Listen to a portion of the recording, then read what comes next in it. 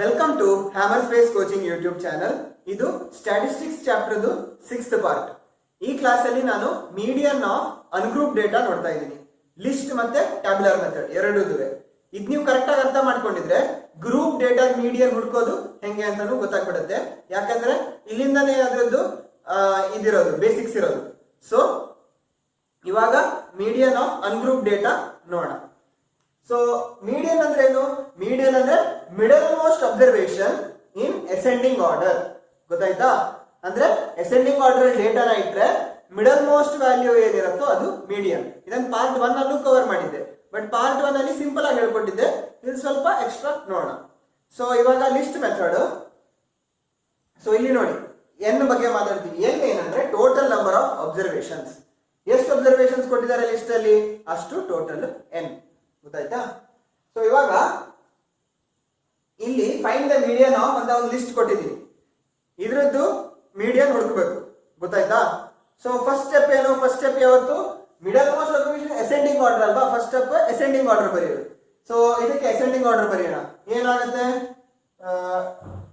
2 3 ಆಮೇಲೆ 7 ಆಮೇಲೆ 12 16 16 21 24 41. ಹೌದಾ? ಅಸೆಂಡಿಂಗ್ ಆರ್ಡರ್ ಬಂದ್ನಾ ಇದ್ರದ್ದು? ಇವಾಗ ಮಿಡಲ್ ಮೋಸ್ಟ್ ಹುಡುಕ್ಬೇಕು. ಮಿಡಲ್ ಮೋಸ್ಟ್ ಹೆಂಗ್ ಹುಡುಕೋದು? ಮಿಡಲ್ ಮೋಸ್ಟ್ ಹುಡುಕಕ್ಕೆ ರೂಲ್ಸ್ ಇದೆ ನೋಡಿ ಕೆಲವರು. ಈ ರೂಲ್ಸ್ ನ ಅಬ್ಸರ್ವ್ ಮಾಡಿ. ಈಗ if n is odd, first n total number of observation ಹುಡುಕೋಣ, ಆಮೇಲೆ ಎನ್ ಇಸ್ ಆಡ್ ಅಂತ ನೋಡೋಣ. So total number of observations ಎಷ್ಟು? N equal to 1 2 3 4 5 6 7 8 9. n is 9. Total number of observations 9. So n ಏನು add ಅಲ್ವಾ? ಇವಾಗ 9 ಆಡ್ ತಾನೆ. So n is odd. So median is n plus 1 by 2th value. n plus 1 by 2 ಏನು? n plus 1 by 2th value ಏನು ನೋಡೋಣ. n plus 1 by 2 equal to 9 plus 1 by 2 equal to 10 by 2 equal to 5 ಅಲ್ವಾ? ಹಂಗಂದ್ರೆ 5th value ಅಂತ. ಗೊತ್ತಾಯ್ತಾ? So n 9 ಈ ಕೇಸಲ್ಲಿ. ಯಾಕೆ? n ಆಡ್ ಅಲ್ವಾ, ಅದಕ್ಕೆ ಫಾರ್ಮುಲಾ ಹಾಕೋದು. ಗೊತ್ತಾಯ್ತಾ? ಫಸ್ಟ್ ಆಡ್ ಇವನ್ನ ನೋಡ್ಬೇಕು. n ಆಡ್ ಬಂತು. ಸೊ n ಆಡ್ ಬಂತು. If n is odd, median is n plus 1 by 2th value. So ಎಷ್ಟು? 5th value. ಯಾಕೆ? n plus 1 by 2 5 ಬಂತು. 5th ವ್ಯಾಲ್ಯೂ ಯಾವುದು? 1 2 3 4 5. ಇದು 5th value. therefore median equal to 16. ಗೊತ್ತಾಯ್ತಾ? ಈ ತರ ಹುಡುಕೋದು. ಮೀಡಿಯನ್ ಅರ್ಥ ಏನಂದ್ರೆ 50% ಆಫ್ ಅಬ್ಸರ್ವೇಷನ್ಸ್ ಅದಕ್ಕಿಂತ ಕಡಿಮೆ ಇದೆ, ಉಳಿದಿದ್ದ 50% ಆಫ್ ಅಬ್ಸರ್ವೇಷನ್ಸ್ ಅದಕ್ಕಿಂತ ಜಾಸ್ತಿ ಇದೆ ಅಂತ. ನೋಡಿ ಅಸೆಂಡಿಂಗ್ ಆರ್ಡರ್ ಇಟ್ಟಿದಿರಲ್ವಾ? ನೋಡಿ 50% ಆಫ್ ಅಬ್ಸರ್ವೇಷನ್ ಈ ಕಡೆ ಇದೆ, 50% ಆಫ್ ಅಬ್ಸರ್ವೇಷನ್ಸ್ ಆ ಕಡೆ ಇದೆ, ಅರ್ಧ ಅರ್ಧ. ಸೊ ಅದು ಮೀಡಿಯನ್ ಅರ್ಥ. ನೆಕ್ಸ್ಟ್ ಎಕ್ಸಾಂಪಲ್ ನೋಡೋಣ. Find median of 14 16 22 13 10 6. ಫಸ್ಟ್ ಏನು ಮೀಡಿಯನ್ ಅಲ್ಲಿ ಅಸೆಂಡಿಂಗ್ ಆರ್ಡರ್ ಬರೆಯೋದು. ಅಸೆಂಡಿಂಗ್ ಆರ್ಡರ್ ಬರೀರಿ. ಏನ್ ಬರುತ್ತೆ? 6 10 13 14 16 22. ಹೌದಾ? ಇದು ಅಸೆಂಡಿಂಗ್ ಆರ್ಡರ್. ನೆಕ್ಸ್ಟ್ ಏನ್ ಮಾಡಬೇಕು? ಎನ್ ಹುಡುಕ್ಬೇಕು. ಎನ್ ಎಷ್ಟು? ಟೋಟಲ್ ನಂಬರ್ ಆಫ್ ಅಬ್ಸರ್ವೇಷನ್ಸ್ ಎಷ್ಟಿದೆ? 1 2 3 4 5 6. So n equal to 6. ಗೊತ್ತಾಯ್ತಾ? ಆಮೇಲೆ n ಈಕ್ವಲ್ ಟು ಆಡ್ ಅಲ್ಲ, 6 even ತಾನೆ. ಇದು median equal to average of n by 2th and n plus 1 by 2th values. So first n by 2 ಹುಡುಕೋಣ. n by 2 ಎಷ್ಟು? n by 2 equal to 6 by 2 equal to 3. Next n by 2 plus 1 ಎಷ್ಟು ಅಂತ ನೋಡೋಣ. n by 2 plus 1 equal to n by 2 3 ಅಲ್ವಾ? So 3 plus 1 equal to 4. So n by 2 ಅಂದ್ರೆ 3, n by 2 plus 1 ಅಂದ್ರೆ 4. So ಇದೇನಾಗುತ್ತೆ? Average of ಇದು 3, ಇದು 4. So average of third and fourth values. Average of third and fourth values. ಈ ತರ. ಗೊತ್ತಾಯ್ತಾ? Third value ಯಾವುದು? Ascending order ಅಲ್ಲಿ ಯಾವತ್ತು? ಗೊತ್ತಾಯ್ತಾ? ಥರ್ಡ್ ವ್ಯಾಲ್ಯೂ ಯಾವುದು? ಇದು ಯಾವತ್ತು ಅಸೆಂಡಿಂಗ್ ಆರ್ಡರ್ ಚೆಕ್ ಮಾಡಬೇಕು. ಇಲ್ಲಿನೂ ಕೂಡ ಅಸೆಂಡಿಂಗ್ ಆರ್ಡರ್ ಅಲ್ಲಿ ಮಿಡಲ್ ಮೋಸ್ಟ್ ನೋಡೋದು. ಸೊ ಇಲ್ಲಿ ಕೂಡ ಅಸೆಂಡಿಂಗ್ ಆರ್ಡರ್ ಥರ್ಡ್ ವ್ಯಾಲ್ಯೂ ಯಾವುದು? 13. So average of 13. Fourth value ಯಾವುದು? ಇದು 14. 13 and 14 that's equal to 13 plus 14 divided by 2 that is equal to 13.5.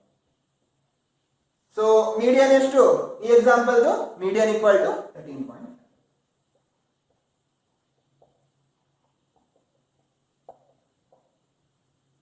ನೋಡ್ಕೊಳ್ಳಿ, ಎರಡು ಬೇರೆ ಬೇರೆ ಮೆಥಡ್ಸ್ ಇದೆ, ಆಡ್ ಗೆ ಈವನ್ ಗೆ.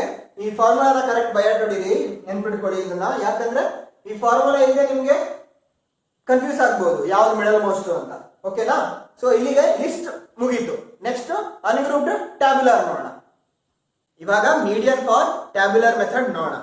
ಸೊ ಈಗ ಸ್ಕ್ರೀನ್ ಮೇಲೆ ಒಂದು ಕ್ವಶನ್ ತೋರಿಸ್ತಾ ಇದೀನಿ ನೋಡಿ, ಎಕ್ಸಾಂಪಲ್ ಕ್ವಶನ್. ಅದ್ ನೋಡಿ, ಅದರಲ್ಲಿ ಮಾರ್ಕ್ಸ್ ಅಬ್ಟೈನ್ ಬೈ ಸ್ಟೂಡೆಂಟ್ಸ್ ಮತ್ತೆ ಎಷ್ಟು ಸ್ಟೂಡೆಂಟ್ಸ್ ಅಂತ ಕೊಟ್ಟಿದ್ದಾರೆ. ಆ ಕ್ವಶನ್ ನೋಡಿದ್ರೆ ನೀವೇನ್ ಅಬ್ಸರ್ವ್ ಮಾಡ್ಬೋದು ಅಂದ್ರೆ ಅದು ಆರ್ಡರ್ ಇಲ್ಲ. 20, 29, 28 ಆ ತರ ಮುಂದೆ ಹಿಂದೆ ಮುಂದೆ ಎಲ್ಲ ಇದೆ. ಅದಕ್ಕೆ ಇವಾಗ ಫಸ್ಟ್ ಸ್ಟೆಪ್ ಏನು? ಯಾವತ್ತು ಅಸೆಂಡಿಂಗ್ ಆರ್ಡರ್ ಬರೆಯೋದು. ಅದಕ್ಕೆ ಈ ಪಿಕ್ಚರ್ ನೋಡಿ, ಎಲ್ಲ ಅಸೆಂಡಿಂಗ್ ಆರ್ಡರ್ ಬರೆದಿದ್ದಾರೆ. ಸೇಮ್ ನಂಬರ್ಸ್ ನ ಕರೆಕ್ಟ್ ಆಗಿ ಅಸೆಂಡಿಂಗ್ ಆರ್ಡರ್ ಬರೆದಿದ್ದಾರೆ. ಯಾವುದು ಅಸೆಂಡಿಂಗ್ ಆರ್ಡರ್ ಬರೆಯೋದು ಹೇಳಿ? ಅಬ್ಸರ್ವೇಷನ್ಸ್. ಗೊತ್ತಾಯ್ತಾ? ಯಾವ್ಯಾವ ಅಬ್ಸರ್ವೇಷನ್ಸ್ ಮತ್ತೆ ಅದ್ರ ಫ್ರೀಕ್ವೆನ್ಸೀಸ್ ಒಟ್ಟಿಗೆ ತಗೋಬಿಟ್ಟು ಅಬ್ಸರ್ವೇಷನ್ಸ್ ಅಸೆಂಡಿಂಗ್ ಆರ್ಡರ್ ಇರಬೇಕು.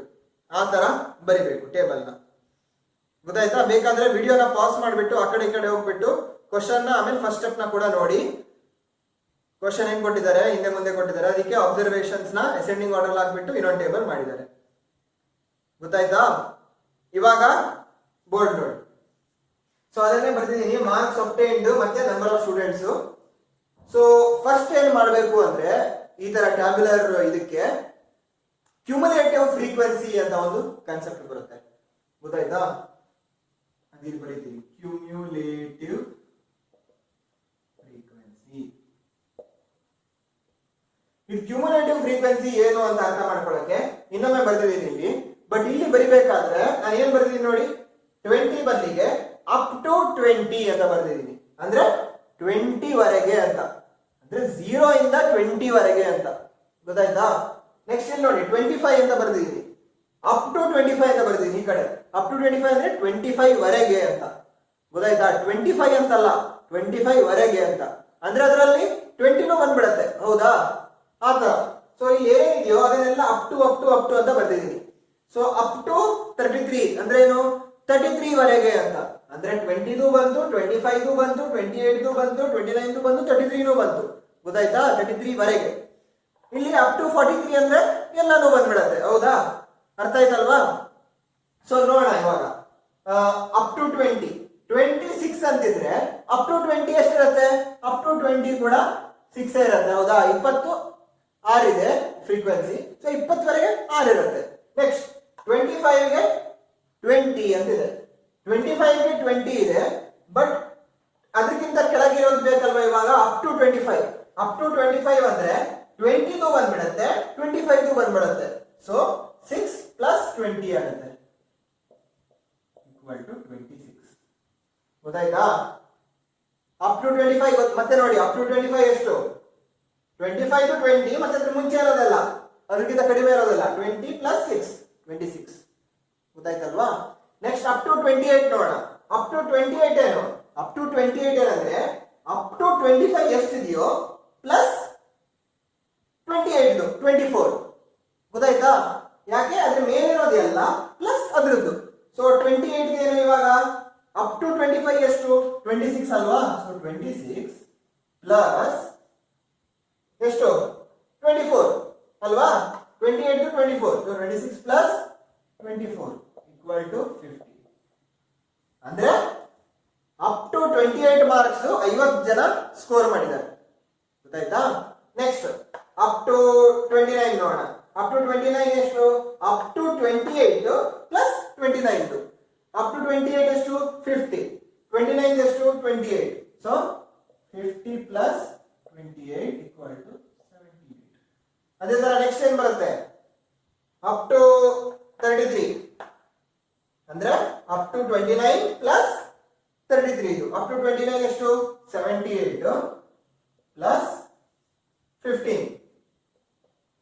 Equal to 93. ಹೌದಾ? ಸೊ ಅದೇ ತರ ಬೇಗ ಕಂಪ್ಲೀಟ್ ಮಾಡ್ತೀನಿ. 93 ಪ್ಲಸ್ ಎಷ್ಟು 4 97 ಪ್ಲಸ್ ಎಷ್ಟು 2 43 ಸಾರಿ 40 ಅಪ್ ಟು 43 ಅಂದ್ರೆ 99 ಪ್ಲಸ್ 1 ಈಕ್ವಲ್ ಟು 100 1 ಅಲ್ವಾ? So 99 plus 1 100. ಗೊತ್ತಾಯ್ತಾ? ಇದು ಏನ್ ಸಿಕ್ಕಿದೆಯೋ ಇದೆಲ್ಲ ನಂಬರ್ಸ್ ಈ ಕಡೆ ಲಾಸ್ಟ್ ಅದು ಕ್ಯುಮುಲೇಟಿವ್ ಫ್ರೀಕ್ವೆನ್ಸಿ ಆಗುತ್ತೆ. ಗೊತ್ತಾಯ್ತಾ? ಸೊ ಇವಾಗ ನೋಡಿ ನಿಮ್ಗೆ ಇದು FI ಅಲ್ವಾ? ಸಿಗ್ಮಾ FI ಅಲ್ವಾ ಇದು 100. ಸಿಗ್ಮಾ FI ಮತ್ತೆ ಕ್ಯುಮುಲೇಟಿವ್ ಫ್ರೀಕ್ವೆನ್ಸಿ ಲಾಸ್ಟ್ ವ್ಯಾಲ್ಯೂ ಎರಡು ಸೇಮ್ ಇರಬೇಕು. ಇಲ್ಲಾಂದ್ರೆ ನೀವು ಏನೋ ತಪ್ಪು ಮಾಡಿದಿರಾ ಅಂತ ಆಗುತ್ತೆ ಅಡಿಷನಲಿ. ಗೊತ್ತಾಯ್ತಾ? ನೀವು ಕ್ಯುಮುಲೇಟಿವ್ ಫ್ರೀಕ್ವೆನ್ಸಿ ಕ್ಯಾಲ್ಕುಲೇಟ್ ಮಾಡುವಾಗ ಎಲ್ಲ ಕರೆಕ್ಟ್ ಆಗಿ ಕ್ಯಾಲ್ಕುಲೇಟ್ ಮಾಡಿದಿರಾ ಅಂತ ಟೆಸ್ಟ್ ಮಾಡಬೇಕಾದ್ರೆ ಜಸ್ಟ್ ಲಾಸ್ಟ್ ವ್ಯಾಲ್ಯೂ ನೋಡಿ ಕ್ಯುಮುಲೇಟಿವ್ ಫ್ರೀಕ್ವೆನ್ಸಿ ಏನು ಬಂದಿದೆ ಅದು ಮತ್ತೆ ಸಿಗ್ಮಾ FI ಅಂದ್ರೆ ಇವೆಲ್ಲ ಆಡ್ ಮಾಡಿದ್ರೆ ಒಂದೇ ಬರಬೇಕು. ಗೊತ್ತಾಯ್ತಾ? ಸೊ ಅದು ಚೆಕ್ ಮಾಡಿ 100 ಕರೆಕ್ಟ್ ಇದೆಯಾ? ಕರೆಕ್ಟ್ ಇದೆ. ಸೊ ಕ್ಯುಮುಲೇಟಿವ್ ಫ್ರೀಕ್ವೆನ್ಸಿ ಕರೆಕ್ಟ್ ಆಗಿ ಹುಡುಕಿದ್ವಿ. ಇವಾಗ ನಿಮ್ ಎಕ್ಸಾಮ್ ಅಲ್ಲಿ 1 ಮಾರ್ಕ್ ಕ್ವೆಶ್ಚನ್ ಕೇಳಬಹುದು. ಈ ತರ ಡೇಟಾ ಕೊಟ್ಬಿಟ್ಟು how many have scored below 38 ಅಂತ ಕೇಳಬಹುದು. ಗೊತ್ತಾಯ್ತಾ? 38 ಕೆಳಗೆ ಎಷ್ಟು ಜನ ಸ್ಕೋರ್ ಮಾಡಿದ್ದಾರೆ ಅಂತ. ಇಲ್ಲಿ ನೋಡಿ ಅಪ್ ಟು 38 97 ಜನ ಸ್ಕೋರ್ ಮಾಡಿದ್ದಾರೆ. ಅಂದ್ರೆ 97 ಜನ 38 ಗಿಂತ ಕಡಿಮೆ ಸ್ಕೋರ್ ಮಾಡಿರೋರು ತಾನೆ. ಅಪ್ ಟು 38 ಮಾರ್ಕ್ಸ್ 97 ಜನ ಸ್ಕೋರ್ ಮಾಡಿದ್ದಾರೆ ಅಂದ್ರೆ ಉಳಿದವರೆಲ್ಲ ಬಿಟ್ಬಿಡಿ. 38 ಗಿಂತ ಕೆಳಗಿರೋರನ್ನ ಅಷ್ಟೇ ನೋಡ್ಬೇಕು. ಇವರೇ ತಾನೆ 97 ನೀವು ಆಡ್ ಮಾಡಿ ಎಲ್ಲ ಅದೇ ಸಿಕ್ಕಿತ್ತಾನೆ 97. ಸೊ ಅದು ಕ್ಯುಮುಲೇಟಿವ್ ಫ್ರೀಕ್ವೆನ್ಸಿ. ಇವಾಗ ಇಲ್ಲಿ ಅಪ್ ಟು ಕನ್ಸೆಪ್ಟ್ ಹೇಳ್ಕೊಟ್ನಲ್ಲ, ಇವಾಗ ಇಲ್ಲಿ ಬರೆಯೋಣ ಅದನ್ನ ಕ್ಯುಮುಲೇಟಿವ್ ಫ್ರೀಕ್ವೆನ್ಸಿಯನ್ನ.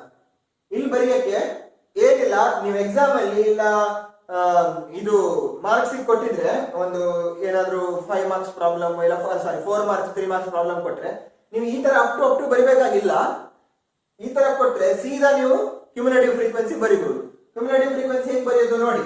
ಫಸ್ಟ್ ವ್ಯಾಲ್ಯೂ ಹಂಗೆ ಬರ್ಬಿಡಿ 6. ಗೊತ್ತಾಯ್ತಾ? ಫಸ್ಟ್ ವ್ಯಾಲ್ಯೂ ಏನ್ ಬರುತ್ತೋ ಅದು ಹಂಗೆ ಬರ್ಬಿಡಿ. ನೆಕ್ಸ್ಟ್ ಈ ತರ ಆಡ್ ಮಾಡಿ ಬರೀರಿ. ಈ ತರ ಆಡ್ ಮಾಡಿ ಹಿಂಗೆ ಬರೆಯೋದು. ಗೊತ್ತಾಯ್ತಾ? 6 ಪ್ಲಸ್ 20 26. ನೆಕ್ಸ್ಟ್ 26 ಪ್ಲಸ್ 24 ಈ ತರ. ಗೊತ್ತಾಯ್ತಾ? ಈ ತರ ಆಡ್ ಮಾಡ್ತಾ ಹೋಗಿ ನೋಡಿ. 6 ಬರೆಯೋದು. ನೆಕ್ಸ್ಟ್ ಇಲ್ಲಿಂದ ಸ್ಟಾರ್ಟ್. 6 ಪ್ಲಸ್ 20 26. 26 ಪ್ಲಸ್ 24 50. ನೆಕ್ಸ್ಟ್ ಈಗ ಬನ್ನಿ. ಗೊತ್ತಾಯ್ತಾ? 50 ಪ್ಲಸ್ 28 78. ನೋಡಿ ಸೇಮ್ ಬರ್ತಾ ಇದೆ ಅಲ್ವಾ ಕ್ಯುಮುಲೇಟಿವ್ ಫ್ರೀಕ್ವೆನ್ಸಿ.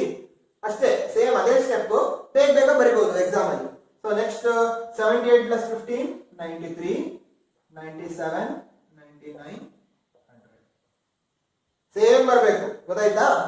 ಈ ತರ ಕ್ಯುಮುಲೇಟಿವ್ ಫ್ರೀಕ್ವೆನ್ಸಿ ಹುಡ್ಕೋದು. ಕ್ಯುಮುಲೇಟಿವ್ ಫ್ರೀಕ್ವೆನ್ಸಿ ಅರ್ಥನೂ ಗೊತ್ತಾಯ್ತಲ್ವಾ? ಇವಾಗ ನೋಡಿ ಮೀಡಿಯನ್ ಹುಡ್ಕೋ ಮುಂಚೆ ಇನ್ನೊಂದು concept ನೋಡ್ಬೇಡ.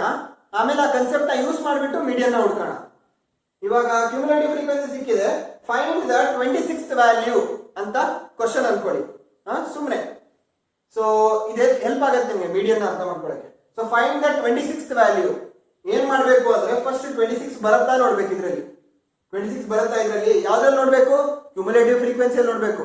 Find the 26th observation question ಎಲ್ಲಿ ಬರುತ್ತೆ ನೋಡಿ. ಬರ್ತಿದೆಯಾ ಇದರಲ್ಲಿ? ಹೌದು ಬರ್ತಿದೆ ಇಲ್ಲಿ.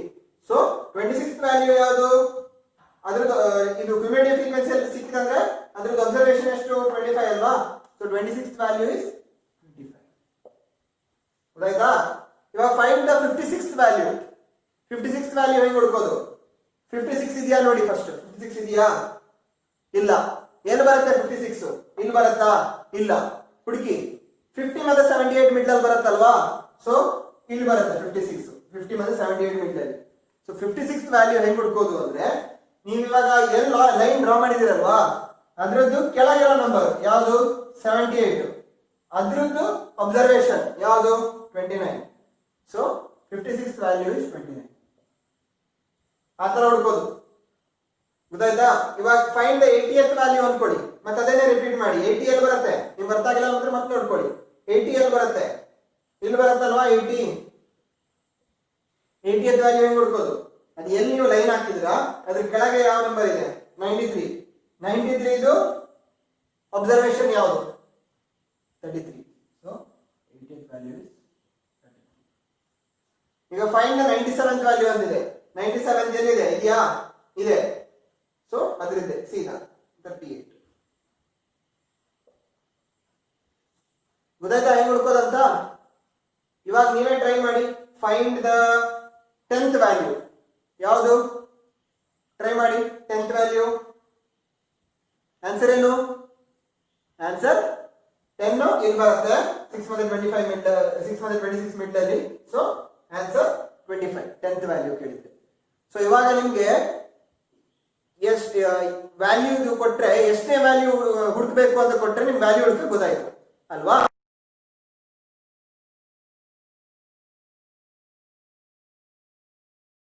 ನೆಕ್ಸ್ಟ್ ಸ್ಟೆಪ್ ಏನಂದ್ರೆ ಎನ್ ಏನು ಅಂತ ನೋಡೋದು. ಎನ್ ಏನಿಲ್ಲಿ? N is sigma f i. ಗೊತ್ತಾಯ್ತಾ? So n 100. ಸೊ ಅದನ್ನ ಬರಿತೀನಿ. N equal to 100. ಗೊತ್ತಾಯ್ತಾ? ನೆನ್ಪಿಟ್ಕೊಳ್ಳಿ ಎನ್ ಈಕ್ವಲ್ ಟು 100 ಅಂತ. Next n equal to even odd ಅಂತ ನೋಡೋಣ. ಇವನ್ ಆಡ ಇವನ್ ಅಲ್ವಾ? 100 ಇವನ್. ಸೊ ಅದನ್ನ ಆ ಕಡೆ ಬರಿತೀನಿ. ಇವಾಗ ಎನ್ ಈವನ್ ಇದ್ರೆ ಫಾರ್ಮುಲಾ ಯಾವುದು? If n is even, average of n by 2 and n by 2 plus 1th value. ಹೌದಾ?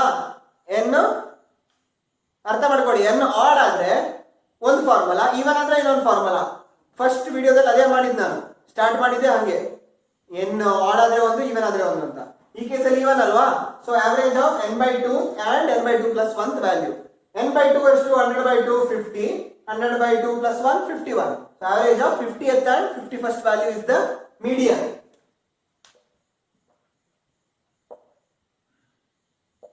Median equal to average of ಇದು. So average of 50th and 51st value. Therefore median equal to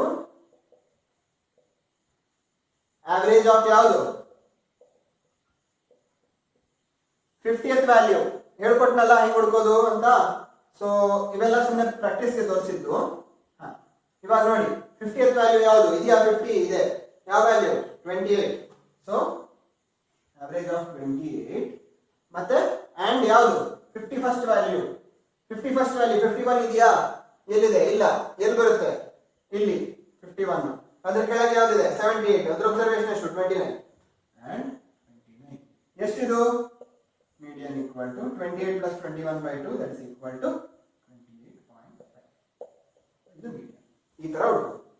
ungroup ಡೇಟಾಗೆ ನೀವು median ಹುಡುಕ್ಬೇಕಾದ್ರೆ first step cumulative frequency ಬರೆಯೋದು, ಆಮೇಲೆ N ಆಡ even ನೋಡೋದು. Even ಆದ್ರೆ ಈ ತರ average of n by 2 and n by 2 plus 1th value. ಗೊತ್ತಾಯ್ತಾ? ಇವಾಗ ನಿಮ್ಗೆ ಸಿಕ್ಬಿಡತ್ತೆ. ಇವಾಗ ಆಡ್ ಆದ್ರೆ ಅರ್ಥ ಮಾಡ್ಕೊಳ್ಳಿ, ಎನ್ ಆಡ್ ಬಂದಿತ್ತು ಅನ್ಕೊಳ್ಳಿ. ಇಲ್ಲಿ ಈವನ್ ಬಂತು, ಈ ಮೆಥಡ್ ಫಾಲೋ ಮಾಡಿದೀರಾ.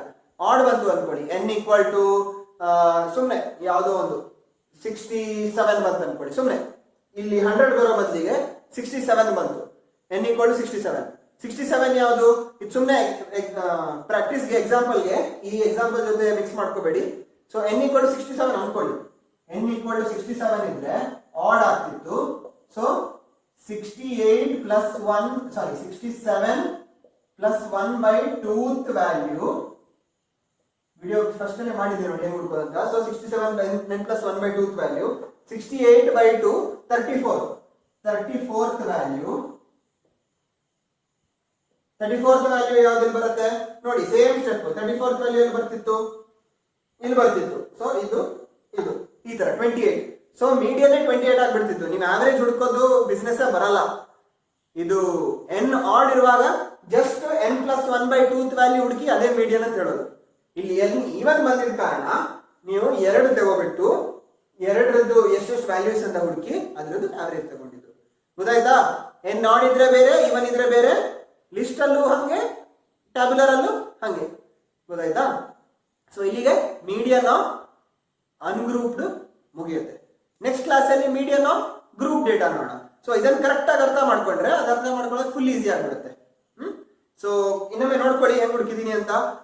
ನೀವೇ ಪ್ರಾಕ್ಟೀಸ್ಗೆ ಫೈಂಡ್ ದ ಸುಮ್ಮನೆ 20th ವ್ಯಾಲ್ಯೂ 30th ವ್ಯಾಲ್ಯೂ ಸುಮ್ಮನೆ ಏನಾದರೂ ಒಂದು ಮಾಡಿ ಪ್ರಾಕ್ಟೀಸ್ ಮಾಡಿ, ಟೆಕ್ಸ್ಟ್ ಬುಕ್ ಅಲ್ಲಿ ನೋಡಿ ಎಕ್ಸಾಂಪಲ್ಸು. ಏನಾದರೂ ಡೌಟ್ ಇದ್ರೆ ಕಮೆಂಟ್ ಸೆಕ್ಷನ್ ಅಲ್ಲಿ ಕೇಳಿ. ಈ ವಿಡಿಯೋ ನಿಮ್ಗೆ ಇಷ್ಟ ಆಯಿತು ಅಂದರೆ ಚಾನಲ್ನ ಸಬ್ಸ್ಕ್ರೈಬ್ ಮಾಡಿ, ವಿಡಿಯೋಸ್ನ ಲೈಕ್ ಕೂಡ ಮಾಡಿ. Thank you.